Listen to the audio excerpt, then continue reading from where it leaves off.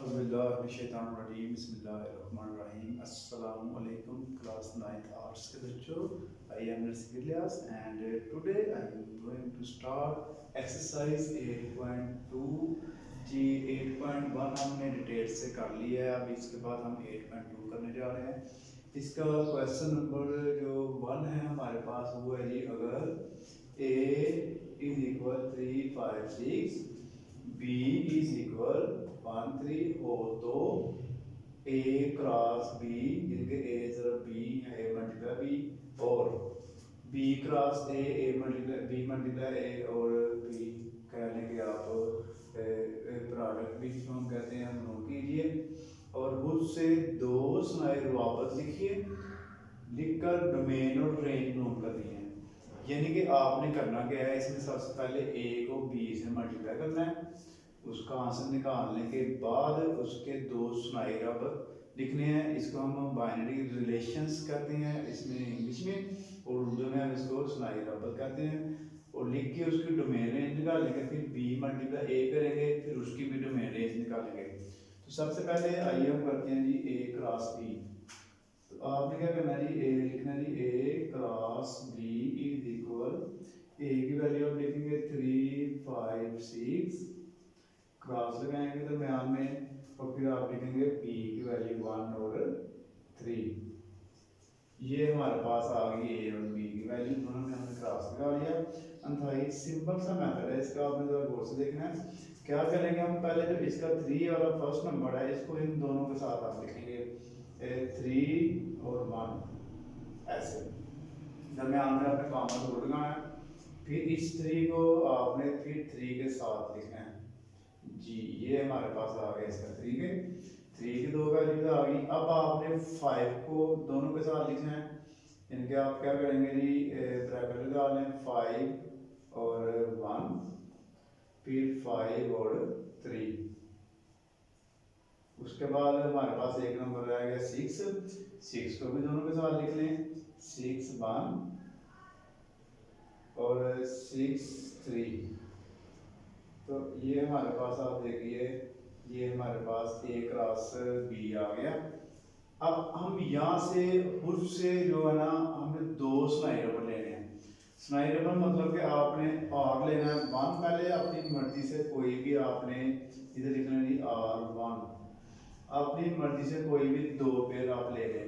तो मैं यहाँ से ले रहा हूँ एक फर्स्ट वाला 3 और 1, और एक मैं इनमें से ले रहा हूँ ये 5 और 3। आपने अपनी मर्जी से कोई भी दो पेयर ले लेने हैं, लाजमी नहीं है कि आपने यही पेयर लेने हैं दो, कोई भी अपनी मर्जी से आप पेयर इसमें से लिख सकते हैं जी। यहां पर अब मैं लिखता हूं जी डोमेन। डोमेन किसकी की मैं लिख रहा हूं जी, R1 की। R1 की जो डोमेन है, और फिर नीचे हम लिखेंगे इसकी रेंज, डोमेन और रेंज। रेंज किसकी, R1 की। जो पहला नंबर होगा हमारे पास वो होगा जी डोमेन। देखिए इसमें से जो पहला नंबर हमारे पास 3 है, और इसका पहला नंबर हमारे पास 5 है, तो इसका जो हमारे पास आंसर आ गया 3 और 5। ये डोमेन आ गई। और जब आपने रेंज लिखनी है तो आपने दूसरा नंबर लिख लेना है। दूसरे नंबर में हमारे पास यहाँ पे 1 है, और यहाँ पे क्या है जी 3। तो ये हमारे पास डोमेन और रेंज आ गई R1 की। फिर आपने क्या करना है जी, R2 भी लेना है इसमें, उसने कहा जी 2 फाइंड करने हैं आपने। R2 जब आप लिखना है तो फिर इनके अलावा पेयर चेंज करके आपने दो और पेयर ले लेने हैं। तो मैं एक ले रहा हूँ जी 3 3, और दूसरा मैं यूज कर लेता हूँ लास्ट वाला 6 3। तो इसकी भी डोमेन रेंज फाइंड करेंगे।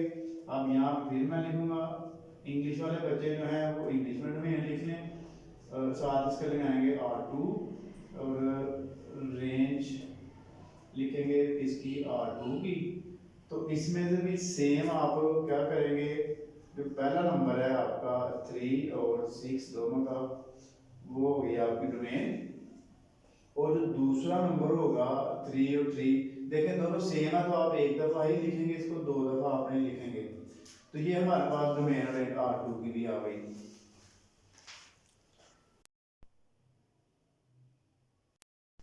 तो जी बच्चों ए क्रॉस बी करने के बाद हम अब करेंगे बी क्रॉस ए।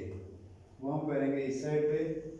ये आपका एक ही क्वेश्चन का हिस्सा है, इनके पहले आपने ए क्रॉस बी करना है पूरा, उसकी डोमेन रेंज फाइंड करने के बाद आपने फिर दूसरा पार्ट उसका करना है बी क्रॉस ए। इसमें आप क्या करेंगे, पहले बी की जो वैल्यू है वो लिखेंगे और ए की वैल्यू बाद में लिखेंगे। दरमियान में ए की वैल्यू लिख ली, बी की वैल्यू लिख ली, क्रॉस हो गया दरमियान में, फिर ए की वैल्यू लिखनी है 3 5 6 जी। तो उसमें हमने क्या किया था, ए की वैल्यू पहले लिखनी थी बी की बाद में, इसमें हमने बी की पहले लिखनी है ए की बाद में लिखनी है। तो इधर से आप देखिए, अब पहले 1 है हमारे पास, इस 1 को आपने इन तीनों वैल्यूज के साथ लिखना है 1 3 फिर 1 5 उसके बाद 1 6। ओके हो गया जी। 1 को 3 के साथ, 1 को 5 के साथ, 1 को 6 के साथ। इसी तरह सेम आपने इस 3 को, जो ये वाली 3 वैल्यू हैं उनके साथ लिखेंगे 3 3 3 5 और 3 6। ये हमारे पास इसकी बी क्रॉस ए आ गया। सेम ऐसे ही हमने डोमेन रेंज 2 दफ़ा इसकी फाइंड करनी है। पहले आप यहाँ पर इसका R1 लेंगे। R1 में आप क्या करेंगे जी, कोई भी दो पेयर अपनी मर्जी से आप यहाँ से लिख लें। ये आ गया 1 3 और यहाँ से मैं लिख लेता हूँ जी 1 6 जी। अब इसकी डोमेन और रेंज फाइंड करते हैं जी। डोमेन किसकी मान का रहे हैं जी, R1 की, और नीचे आप लिख लें रेंज R1 की। तो पहला नंबर हमारे पास क्या होगा जी, डोमेन होगा। तो यहाँ पे 1 है, यहाँ पे 1 है, तो इसकी जो डोमेन है हमारे पास आ गई जी 1।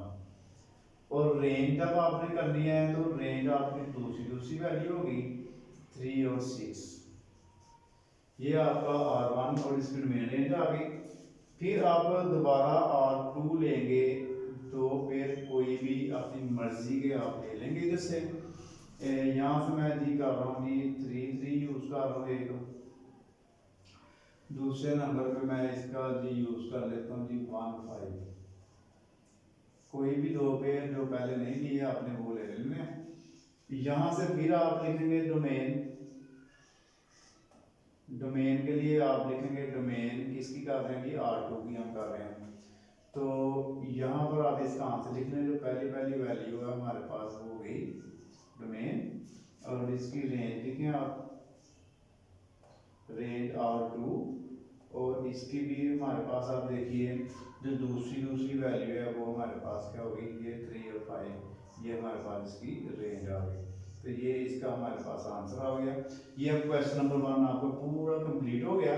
पेपर में मैंने देखा ज़्यादा वो ए की साइड पूछता है, या ए क्रॉस बी पूछ लेगा या फिर बी क्रॉस ए पूछ लेगा, पूरा क्वेश्चन वो पेपर में नहीं देता। तो जी बच्चों अब इसका हम करने लगे हैं जी क्वेश्चन नंबर 2। अगर a इज इक्वल -2 1 और 4 है तो a में दो स्नाइर ऑपर लिखकर इनकी डोमेन और रेंज लिखिए। देखिए स्नाइर ऑपर लिखने के लिए हमें पहले मल्टीप्लाई करना पड़ता है, और मल्टीप्लाई करने के लिए हमारे पास दो वैल्यूज होनी चाहिए थी, जैसे कि a cross b, b cross a हमने किया था। यहाँ पर हमारे पास देखिए सिर्फ a ही है, तो a के ही वो कह रहा है कि दो स्नाइर ऑपर लिखकर डोमेन रेंज फाइंड करे। तो जब एक वैल्यू हमें दे देगा ना, तो आपने फिर क्या करना होगा, वो सिंगल वैल्यू को ही दो दफा आपने मल्टीप्लाई कर लेना है। इनके स्नाइर ऑपर बनाने के लिए आप क्या करेंगे जी, a क्रॉस a ही आप कर लेंगे, इनके a को आप दो दफा यूज करेंगे। -1 -2 1 और 4 ऐसे आ गया हमारे पास। फिर क्रॉस -2 1 और 4 जी। अब हम क्या करेंगे, इसको आप पहले -2 है, इसको आप अंदर वाली जो तीन वैल्यू है इनसे मल्टीप्लाई करेंगे, इनके साथ आप लिखेंगे, देखें -2 उसके बाद -2 1, उसके बाद -2 और 4 जी, तीन आ गए हमारे पास। अब आप क्या करेंगे, अब आप 1 को लिखेंगे इन तीनों के साथ, 1 माइनस 2, 1 1 और 1 4 जी। तीसरे नंबर पे हमारे पास 4 है, तो इस 4 को आपने तीनों के साथ लिख लेना है, 4 माइनस 2, 4 1 4 4 जी। ओके हो गया जी। यानी कि पहले आपने -2 को तीनों के साथ लिखा, ये 3 आंसर आ गए, फिर 1 को तीनों के साथ लिखना है, तो ये 3 आंसर आ गए, फिर आपने 4 को तीनों के साथ लिखना है, तो ये हमारे पास ये इसका आंसर आ गया। अब हमने उससे जो है R1 लेना है। R1 जैसे हमने पहले फाइंड किया था कि कोई भी दो, आप 3 वैल्यू भी ले सकते हैं, लाजमी नहीं है कि 2 वैल्यू आप करें, आप कोई भी 3 या 4 ले लें, लेकिन 2 ठीक रहती हैं। आप पहले ही मैं वैल्यू लिखता हूँ, उसके बाद मैं लास्ट वाली लिख सकता हूँ। ये मेरे पास आ गया जी R1, और इसकी मैं R1 की मैं फाइंड करूँगा डोमेन, R1 की डोमेन और R1 की रेंज। पहले क्वेश्चन में मैंने R1 एंड पे यूज़ किया है, इसने पहले यूज़ कर लिया है, तो आपको जैसे आपने करना हो आप कर सकते हैं, शुरू में भी लिख सकते हैं, इसको लास्ट में भी लिख सकते हैं। तो यहाँ पर हमारे पास देखिए जो फर्स्ट वैल्यू है -1 और 4, ये हमारे पास आ गई इसकी डोमेन, और जो सेकंड वैल्यू हमारे पास -2 और 4, यहाँ पर आप देखिए हमारे पास जो डोमेन है वही रेंज आ गई है, क्योंकि दोनों की फर्स्ट वैल्यू और लास्ट वैल्यू सेम थी। उसके बाद R2 अपनी मर्जी से 2 पेयर और दे दें आप चेंज करके, तो यहाँ पर मैं यूज़ करूँगा जी 1 और -2, और दूसरे से मैं यूज़ कर लेता हूँ जी 1 और 4, ये 2 पेयर मैंने रैंडमली कोई भी ले लिया। यहाँ से फिर R2 लिखेंगे आप, और इसकी डोमेन लिखेंगे आगे। तो डोमेन जब आपने करनी है फर्स्ट नंबर यहाँ से और फर्स्ट यहाँ से, तो 1 2 दफ़ा है, तो आप 1 दफ़ा यूज़ करेंगे, फिर आप R2 लिखेंगे और इसकी रेंज लिखेंगे। रेंज के लिए जब आपने करना है तो -2 और 4, यानी कि ये यहाँ से फर्स्ट सेकंड नंबर, इसका सेकंड नंबर, तो ये इसका हमारे पास आंसर हो गया। इसका अब क्वेश्चन नंबर 3 है हमारे पास, ये थोड़ा सा डिफरेंट है पहले दूसरे क्वेश्चन से। इसमें सिर्फ हमने बताना है कि C मल्टीप्लाई C करके कितने नंबर आएंगे, और वो जो आएगा उसमें से हम कितने R बना सकते हैं। R1 जैसे हम लेते हैं, R2 लेते हैं, जिनके सुनाई लफ्ज़ हम कितने बना सकते हैं। तो देखिए हमारे पास जो C है उसमें हमारे पास 3 अरकान, हम लिखते हैं C में हमारे पास 3 है, तो C क्रॉस C में हमारे पास कितने हो जाएंगे, ज़ाहिर है हम 3 को 3 से मल्टीप्लाई कर लेंगे, C क्रॉस C में हमारे पास 9 बन जाएंगे अरकान। 9 कैसे बनेंगे, जब हमारे पास ज़रा पहले 3 है, तो हम तीनों को बारी बारी तीनों के साथ लिखेंगे, तो वो 9 ऑलरेडी बन जाएंगे। अब ये जो हमारे पास C क्रॉस C के 9 नंबर आए होंगे, उसमें से हम कितने R ले सकते हैं, तो हम लिखेंगे C मल्टीप्लाई C के सुनाई रुआबत कितने आएंगे हमारे पास, ठीक है ना, सुनाई रुआबत। तो आपने क्या करना है, 2 की उतनी पावर लगा देनी है, यहाँ का 2 की पावर लगा के लिखने, और यह इसका अगर आपने मजीद करना हो तो 2 की पावर ले लें, जो आंसर आएगा वो भी आप लिखते हैं। फिलहाल इसका हमारे पास ये आंसर आ गया। अब इसी तरह दूसरा जो है हमारे पास वो है जी, इसका दूसरा पार्ट, ये हमारे पास फर्स्ट पार्ट है इसका।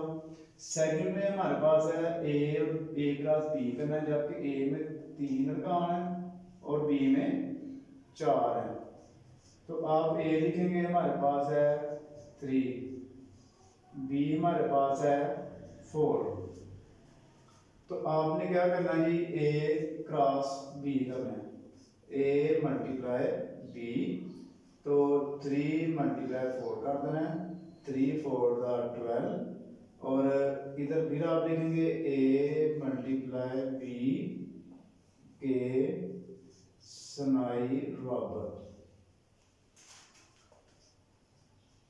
तो यहाँ पर आप देखिए हमारे पास कितने बनेंगे, आपने 2 की पावर आप लगा देनी है जी 12। तो ये हमारे पास इसका आंसर आ गया। तो जी बच्चों अब हम इसका करने जा रहे हैं जी क्वेश्चन नंबर 4। अगर L इज इक्वल 1 to 3 और M इज इक्वल 2 3 4 हो तो सुनाई रबर ऐसा लिखिए कि R इज इक्वल ब्रैकेट पे स्मॉल ब्रैकेट लगानी है x y such that x belong to L y belong to M and इसको हम पढ़ेंगे and y less than equal to x और R की डोमेन और रेंज लिखिए जी। पहले तो हम करते हैं जी इसका L मल्टीप्लाई M। पहले आप लिख लेंगे L हमारे पास है जी 1 2 3, M हमारे पास है 2 3 4। सबसे पहले हम L क्रॉस M करेंगे, उसके बाद फिर ये कंडीशन मैं आपको समझाऊंगा ये हम कैसे अप्लाई करेंगे जी। 1 2 3 क्रॉस 2 3 4। तो सेम वैसे ही पहले 1 को अगली तीनों के साथ लिखें 1 2 1 3 1 4। उसके बाद 2 को तीनों के साथ 2 2 2 3 2 4। फिर 3 को 3 2 3 3 3 4 जी। ओके हो गया जी। अब ये जो है हमारे पास इसके आगे जी L क्रॉस M आ गया। अब जो पहले दो क्वेश्चन में आपको जो खुली छूट थी यानी कि जो आपकी मोल थी ना वो इसमें खत्म हो गई है। अब उसने कहा जी जो स्नाई नंबर लेना है यानी कि जो R आपने लेना है ना वो इस कंडीशन के मुताबिक लेना, अपनी मर्जी से आप R इसमें नहीं ले सकते। तो देखिए यहाँ पर मैं कंडीशन लिखता हूँ। कंडीशन क्या है जी x y such that x belong to L y belong to M and y less than equal to x। ये कंडीशन है जी। इस कंडीशन के मुताबिक आपने यहाँ से पेड़ उठाने हैं। तो देखिए पहले तो उसने आपको सिंपली तौर पर कह दिया जी x जो है वो L को बिलोंग कर रहा है और जो y है वो M को बिलोंग कर रहा है। इसका मतलब ये है कि जहाँ पर x है वहाँ पर L है वहाँ पर x लगा दें, जहाँ पर y है वहाँ पर आप M है वहाँ पर आप y यूज कर लें।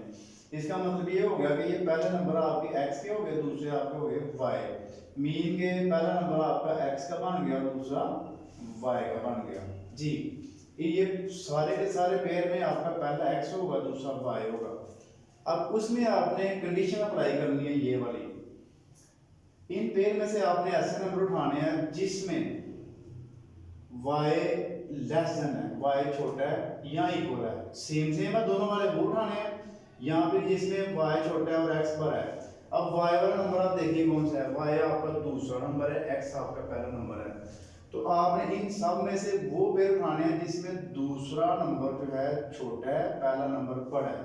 पहले ये वाला उठा लें, यानी कि आपने जो r है वो आपने कौन से पेयर उठाने हैं जिसमें दूसरा नंबर छोटा है पहला बड़ा है।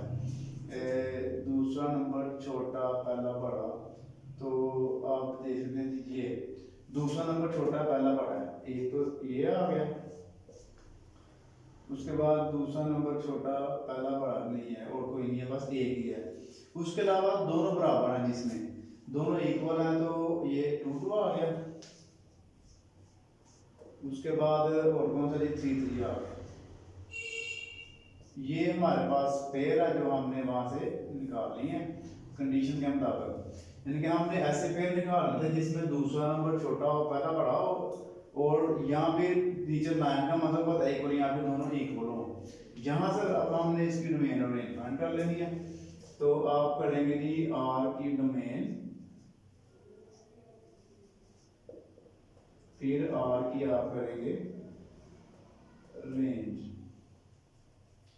डोमेन के लिए आपने वही पहला नंबर आप लिखना है 3 और 2 ही है, जो 2 दफ़ा होगा वो भी 1 दफ़ा यूज करना आपने। उसके बाद रेंज जब आपने करनी है तो दूसरा करना है। तो 2 और 3 इसकी रेंज आ गई हमारे पास।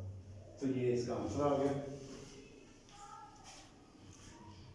जो अब हम इसका करने जा रहे हैं क्वेश्चन नंबर 5। देखिए अगर x इज इक्वल 035 और y इज इक्वल 248 हो तो x क्रॉस y में 4 स्नायु रबड़ लिखिए। यहाँ पर आप देखिए उसने सिर्फ स्नायु रबड़ की बात की है, डोमेन रेंज की बात नहीं की।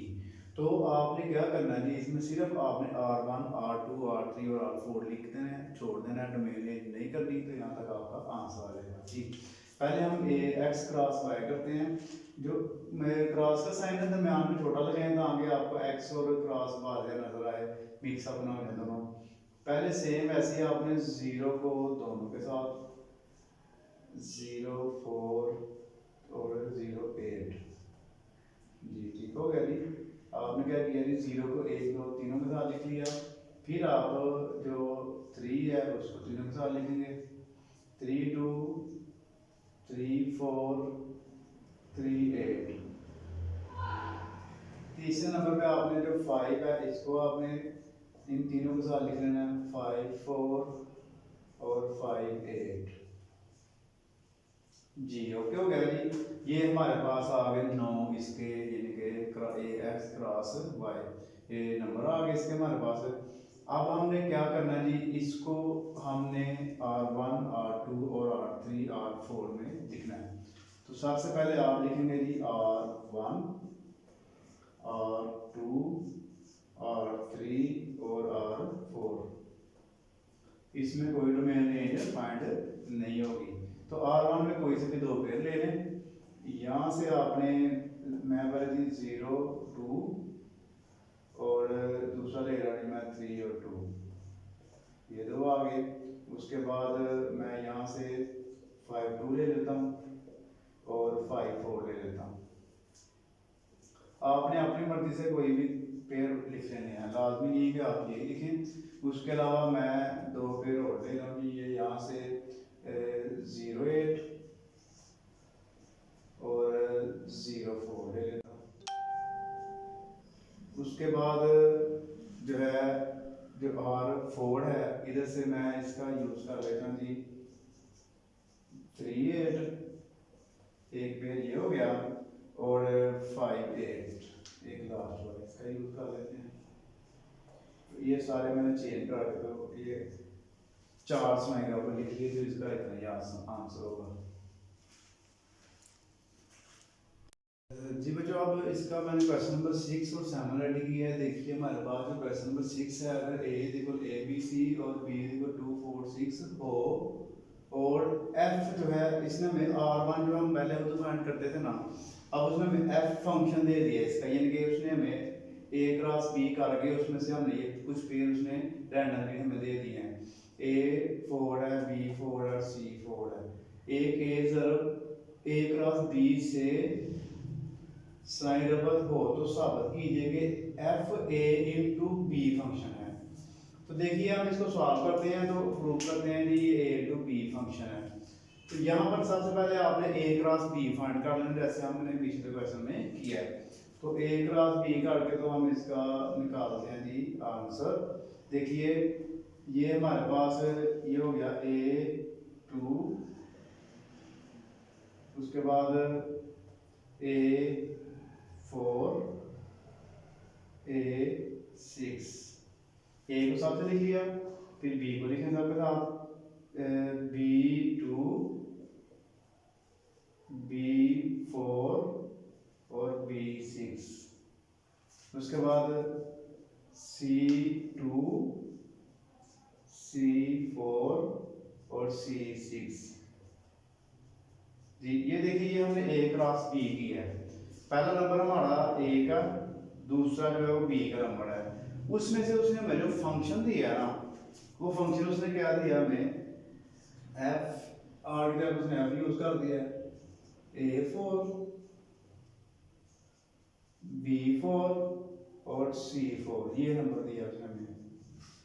अब यहाँ से प्रूव ये करना है कि ये a इंटू बी फंक्शन है। a इंटू बी फंक्शन का मतलब ये है कि a को b से मल्टीप्लाई किया गया है, a इंटू बी।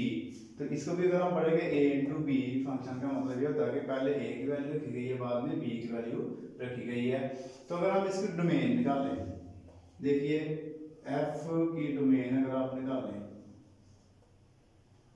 इसकी डोमेन हमारे पास आ गई ए बी सी, तो उसकी रेंज आप निकाल लें एफ की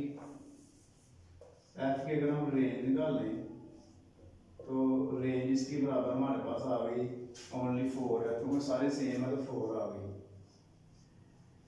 अब आप इसको कंपेयर करिए, क्या इसकी जो डोमेन है वो ए के बराबर आ गई है जी। देखिए ए बी सी जी, तो ये हम लिखेंगे इज इक्वल ए, इसकी जो डोमेन है वो ए के इक्वल आ गई है।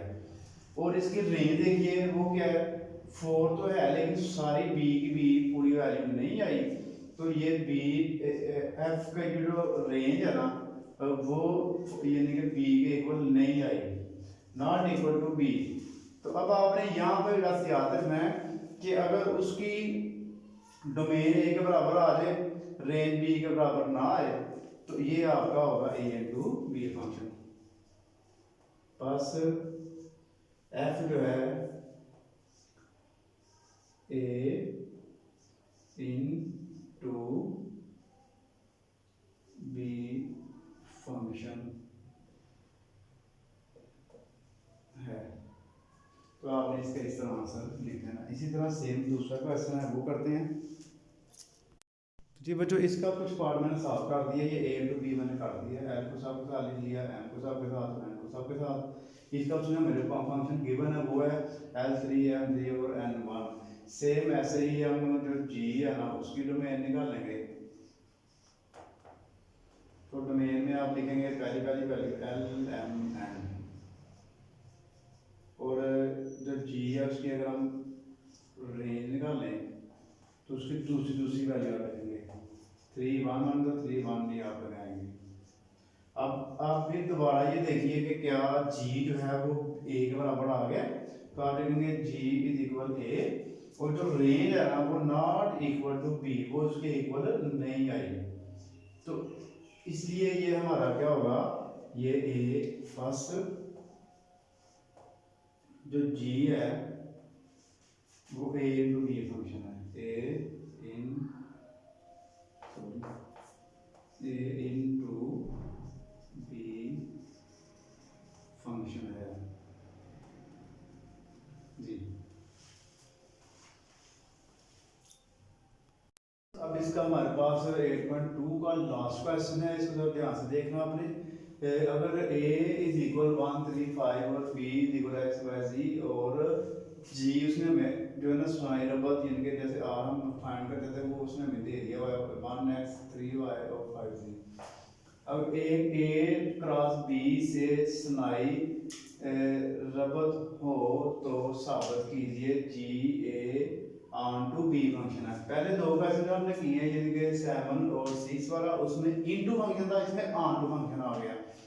तो जब इनटू फंक्शन होगा ना उसमें जो हमेशा होगी डोमेन ए के इक्वल आएगी, और इसमें जब आप देखिए इसमें और उसमें क्या फर्क है, क्वेश्चन आप करेंगे तो आपको ज़्यादा इसका बेस्ट आइडिया होगा। आप देखिए पहले ए क्रॉस बी सेम ऐसे करेंगे जैसे हम पहले करते आ रहे हैं, 1x 1y 1z 3x 3y 3z, उसके बाद 5x